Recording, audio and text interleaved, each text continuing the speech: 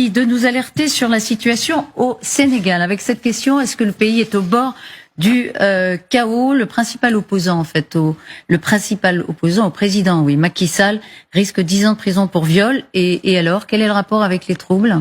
En fait, ça fait plusieurs mois que ce candidat de l'opposition, qui s'appelle Ousmane Sonko, se débat dans des affaires judiciaires qui, dit-il, visent à l'écarter de l'élection présidentielle. Cette élection, elle a lieu en février 2024, dans moins d'un an.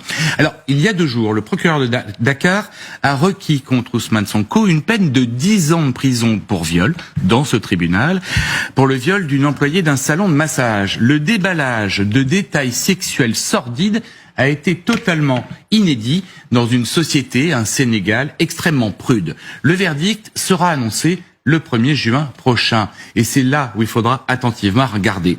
Ousmane Sonko n'était pas présent à l'audience. Il était là, dans sa maison. Il était retranché dans son fief de Ziguinchor, en Casamance, dans le sud du pays. Sa maison, vous le voyez, placée sous la protection de ses jeunes troupes, bien décidées à tout faire pour empêcher son éventuelle arrestation.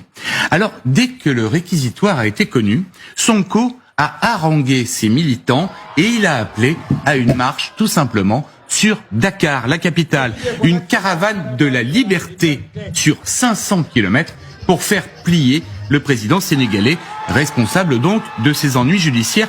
D'après lui, cette marche sur Dakar, elle est forcément lourde de menaces et de potentielles violences. Les affrontements entre les militants de Sonko et les forces de l'ordre sont de plus en plus nombreux. Son interpellation, déjà dans cette affaire, en mars 2021, avait donné lieu à plusieurs jours d'émeutes et fait au moins 14 morts. Le même genre de scénario est à craindre, le 1er juin donc, à l'annonce du verdict.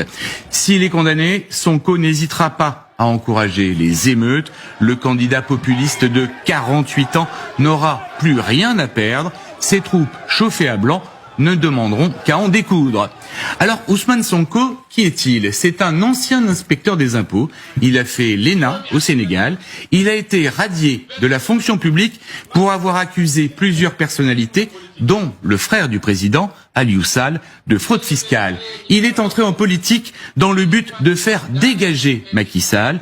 Il est arrivé 3e de la précédente présidentielle en 2019. Il surfe sur la polarisation d'un Sénégal qui s'estime spolié par le pouvoir en place, candidat ouvertement populiste et démagogique. Sonko est ultra populaire chez les moins de 20 ans. C'est la moitié de la population du Sénégal aujourd'hui et certains de ces jeunes affirment même être prêts à mourir pour lui.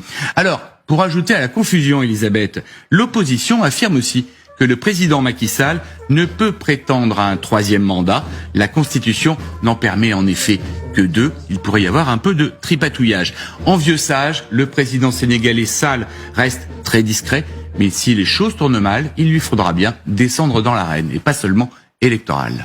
Xavier,